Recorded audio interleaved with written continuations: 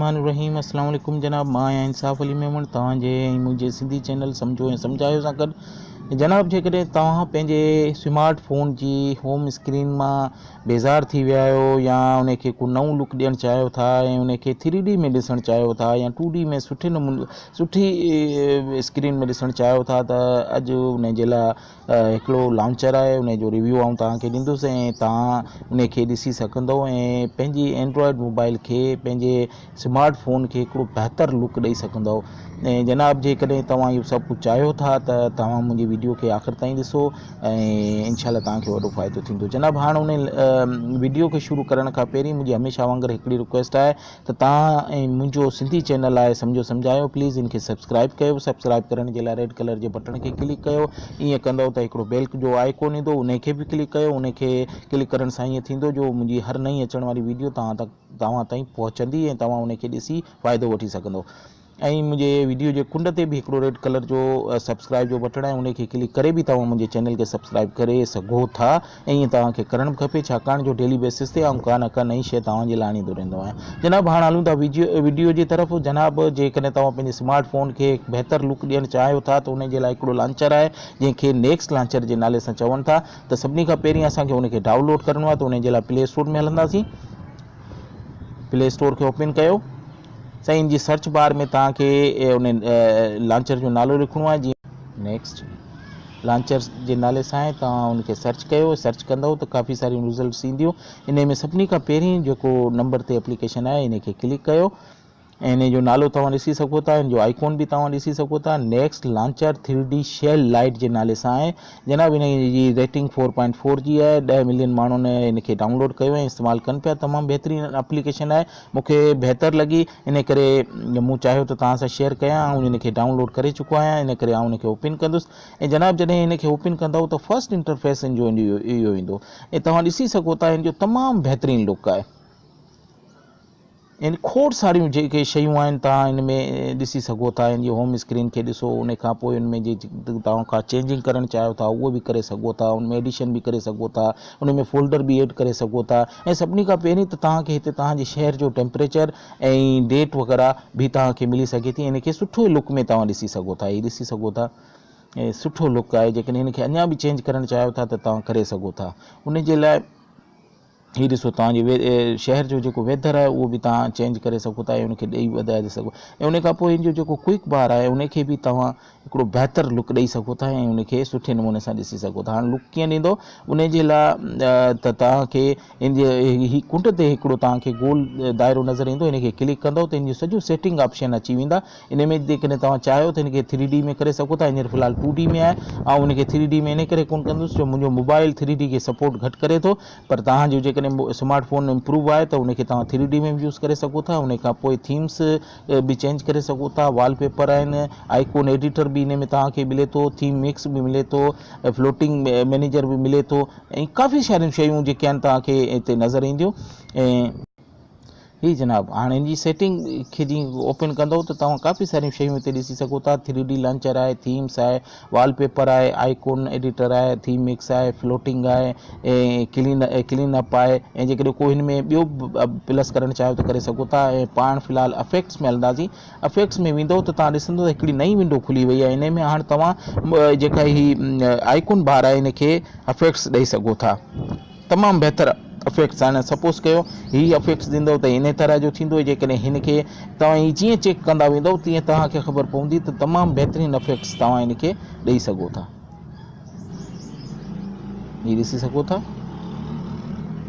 तव्हां ॾिसी जीअं एप्लीकेशन खे टच कंदा वेंदा त स्क्रीन खुलंदी वेंदी। हाणे जेकॾहिं हीअ चए थो एप ड्रावर जेको आहे इनखे जेकॾहिं तव्हां कहिड़े लुक में ॾिसणु चाहियो था त उन जा लुक बि चेंज करे सघो था। हीअ सपोज़ कयो हीअ ॾिसो, हीअ तव्हांखे ॿुधाईंदो त कहिड़े नमूने सां तव्हां इनखे चेंज करण जेकॾहिं कंहिं बि सेटिंग में ताईं वञी तव्हांखे जेको सूट करे उन में तव्हां इनखे रखी सघो था। काफ़ी सारा ऑप्शन इन में तव्हांखे मिलंदा। तमामु बहितरीनु शइ आहे। ऐं टच जो बि तव्हांखे ॿुधाईंदो। काफ़ी जेके सेटिंग्स आहिनि तव्हांखे हिते मिली वेंदियूं। आइकॉन क्लिक, तव्हां आइकॉन खे कीअं क्लिक कयो जो इहो ओपन थिए। काफ़ी सारियूं शयूं जॾहिं तव्हां इस्तेमालु कंदव त तव्हांखे मिलंदो। बहितरु लुक आहे तव्हांजो। हाणे इहो तव्हां इन मां वठी सघो था। हाणे जनाब, तव्हांखे हिकिड़ी ॿी ॻाल्हि ॿुधायां। जॾहिं तव्हां मेन स्क्रीन ते वेंदव मेन स्क्रीन ते अची विया आहियो। हाणे हिते तव्हां चाहियो था त को आइकॉन आहे जेको तव्हांखे हिते कोन थो खपे ऐं रिमूव करणु चाहियो था, त उनखे जीअं थोड़ी देरि टच कंदव त हिकिड़े ई खोड़ सारा ऑप्शन खुली वेंदा, हिन में काफ़ी सारी शयूं मौजूदु आहिनि, पर तव्हांखे जेकॾहिं डिलीट करिणो आहे त हिते तव्हां डस्टबिन जो जेको ऑप्शन ॾिसो पिया इनखे क्लिक कंदव त हीउ रिमूव थी वेंदो। हाणे जेकॾहिं तव्हांखे ॿीहर जेकॾहिं इहो आणणो आहे त उन जे लाइ तव्हांखे कि थोड़ो मेन स्क्रीन खे होल्ड कंदव त ही नंढी स्क्रीन में थी वेंदो ऐं हिते तव्हांखे ॿिया बि खोड़ सारा ऑप्शन मिलनि था। इन में तव्हां एड आइकॉन एप्लीकेशन जो आइकॉन एड करे सघो था, फोल्डर ठाहे सघो था, नेक्स्ट में करे सघो था, हिते थीम जो ऑप्शन बि तव्हांखे मिले थो ऐं विडज जेकॾहिं को करणु चाहियो था त उन जो करे सघो था। जीअं टच कंदव नई विंडो खुली वेंदी, उन में तव्हांखे उनखे इस्तेमालु करे वॉलपेपर चेंज करणु चाहियो था त वॉलपेपर तव्हांखे हिते जाम सारा मिली वेंदा जेकॾहिं को चेंज करणु चाहियो। सपोज़ कयो ऐं हिते एड आइकॉन जो कयां थो त ही एड खे क्लिक कंदुसि त खोड़ सारा आइकॉन खुली वेंदा, एप्लीकेशन खुली वेंदियूं। इन्हनि मां जंहिंखे बि तव्हां जेकॾहिं मेन स्क्रीन ते आणणु चाहियो था त उनखे सिर्फ़ु क्लिक कंदो। सपोज़ कयो मां हिते कंहिंखे ही स्टार गोल्ड वारो जेको ऑप्शन आहे इनखे क्लिक कयां थो ऐं ओके कयां थो त तव्हां ॾिसंदव ही मथे अची वियो। हाणे इनखे तव्हां थोरो टच कंदव त ही मेन स्क्रीन वॾी थी वेंदी ऐं हाणे जी लोकेशन खे बि तव्हां चेंज करे सघो था। इनखे थोरी देरि होल्ड कयो ऐं पोइ किथे बि तव्हां इनखे रखी सघो था। ऐं जेकॾहिं ईअं ई तव्हां फोल्डर एड करणु चाहियो था त दुबारा इन मेन स्क्रीन खे थोरी देरि होल्ड कंदव, होल्ड कंदव ऐं हिते तव्हां ॾिसी सघो था सेकेंड वन ऑप्शन आहे फोल्डर जो। फोल्डर जेकॾहिं एड करिणो आहे त फोल्डर जो नालो तव्हां खां पुछे पियो, ऐं करे चुको आहियां त इन करे तव्हांखे फोल्डर जो डायरेक्ट ॿुधायां थो त फोल्डर के नमूने सां मूव करे थो ऐं फोल्डर ई खुली वियो साईं। हाणे हिन में बि जेकॾहिं तव्हां वधीक एडिट करणु चाहियो था त ही प्लस जे आइकॉन खे कंदव त ही तव्हांखां एप्लीकेशन पुछंदो। हाणे हिन मां का बि तव्हां उन फोल्डर में बि एड करे सघो था ऐं फोल्डर जो लुक तव्हां ॾिसी सघो था, कंहिं नमूने सां फोल्डर खे तव्हां खोले सघो था ऐं तमामु प्यारो हिकिड़ी एप्लीकेशन आहे उनखे तव्हां इस्तेमालु करे सघो था। ऐं हिन जो जेको ही क्विक बार आहे इन जी बि जेकॾहिं तव्हां चेंजिंग चाहियो था त इहा बि करे सघो था। हिते बि तव्हां जेकॾहिं को आइकॉन आणणु चाहियो था ऐं त आणे सघो था। हितां ई ॾिसो थोरी देरि टच करण सां इहे 4 ऑप्शन खुली वेंदा। हिन में हिकिड़ो टच जो आहे, इहे खोलणु चाहियो था या इनखे सेव करणु चाहियो था या अनइंस्टॉल करणु चाहियो था या इनखे जेकॾहिं डिलीट करणु चाहियो था त हीअ डस्टबिन जो जेको ऑप्शन आहे उनखे करे तव्हां डिलीट बि करे सघो था ऐं दुबारा आणे बि सघो था। हिते तव्हां थोरी देरि टच कंदव त हिकिड़ो विंडो खुली वेंदी जंहिंमें ही तव्हां खां पुछे पियो एप्लीकेशन ऐं नेक्स्ट शॉर्टकट जेको तव्हांखे खपे। पाण एप्लीकेशन खे क्लिक कंदासीं, एप्लीकेशनूं सभु खुली वेंदियूं ऐं इन मां कंहिंखे बि तव्हां पंहिंजे हिन स्क्रीन ते ऐड करे सघो था। सपोज़ कयो आउं हिते कैलकुलेटर खे ऐड करणु चाहियां थो ऐं एक्सिट कंदुसि त तव्हां ॾिसो कैलकुलेटर जो एडिशन थी वियो आहे। ऐं ईअं ई तव्हां मेन स्क्रीन तां कंहिं रिमूव करणु चाहियो था त उहो मूं तव्हांखे पहिरीं ॿुधायो त तव्हां थोरी देरि हिनखे होल्ड कंदव। ही सॉरी ही त हिनखे थोरो सिलेक्ट करे वरितो आहे, हिन जी साइज़ खे तव्हां घटि वधाए सघो था ऐं लोकेशन बदिलाए सघो था।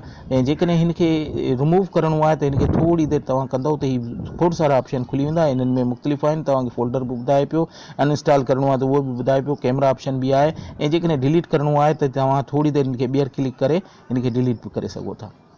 ईअं तमामु बहितरीनु एप्लीकेशन आहे। इन जे लुक खे तव्हां जेकॾहिं इस्तेमालु कंदो त तव्हांखे वधीक बहितरी ईंदी। थी सघे थो ऐं एतिरो एक्सप्लेन तव्हां ताईं न करे सघां, पर तव्हां जेकॾहिं इनखे इस्तेमालु कंदो त तमामु बहितरीनु हिकिड़ी एप्लीकेशन आहे। जेकॾहिं तव्हां पंहिंजे स्मार्टफोन खे एंड्रॉइड खे हिकिड़ो नओं लुक ऐं 3D लुक ॾियणु चाहियो था, सुठो लुक ॾियणु चाहियो था त इन खां बहितर का एप्लीकेशन कोन्हे। जनाब अॼु मूंखे सुठी लॻी, इन करे मूं इन जो रिव्यू ॾिनो। तव्हां इनखे इस्तेमालु कंदा त मूंखे यकीन आहे त तव्हां इनखे हमेशह जे लाइ इस्तेमालु कंदव ऐं बहितरु एप्लीकेशन आहे। मूंखे सुठी लॻी इन करे मूं तव्हां सां शेयर कई। हाणे इन खां गॾु इनखे वीडियो खे ख़तमु थो कयां। तव्हां इस्तेमालु कंदो त तव्हांखे वधीक इन जे बारे में नॉलेज थींदी। हाणे जनाब वीडियो ख़तमु करण खां पहिरीं मुंहिंजी रिक्वेस्ट आहे, सम्झो सम्झायो तव्हांजो मुंहिंजो सिंधी चैनल आहे, इनखे प्लीज़ सब्सक्राइब कयो। सब्सक्राइब करण जे लाइ रेड कलर जे बटन खे क्लिक कयो, बेल जो आइकॉन ईंदो उनखे बि क्लिक कयो। ईअं करण सां मुंहिंजी नोटिफिकेशन, मुंहिंजी हर अचण वारी वीडियो जी नोटिफिकेशन तव्हां ताईं पहुचंदी ऐं तव्हां फ़ाइदो वठी सघंदव। मुंहिंजे वीडियो जे कुंड ते बि हिकिड़ो सब्सक्राइब जो बटन आहे, उनखे क्लिक करे बि तव्हां मुंहिंजे चैनल खे सब्सक्राइब करे सघो था। ईअं तव्हांखे करणु बि खपे, छाकाणि जो डेली बेसिस ते का न का नई शइ तव्हांजे लाइ आणींदो रहंदो आहियां ऐं जेका तव्हांजे लाइ फ़ाइदेमंद हूंदी आहे। मुंहिंजे वीडियोज़ खे लाइक ऐं शेयर करणु न विसारींदा। कमेंट्स में लिखो ऐं का सजेशन आहे त उहा बि मूंखे तव्हां ॾेई सघो था। इनशाला उन जो ज़रूरु आऊं कंदुसि ऐं को सुवाल आहे त उहो बि मूंखां तव्हां पुछी सघो था। ऐं इन सां गॾु आऊं तव्हां खां इजाज़त वठां थो। अल्लाह हाफ़िज़।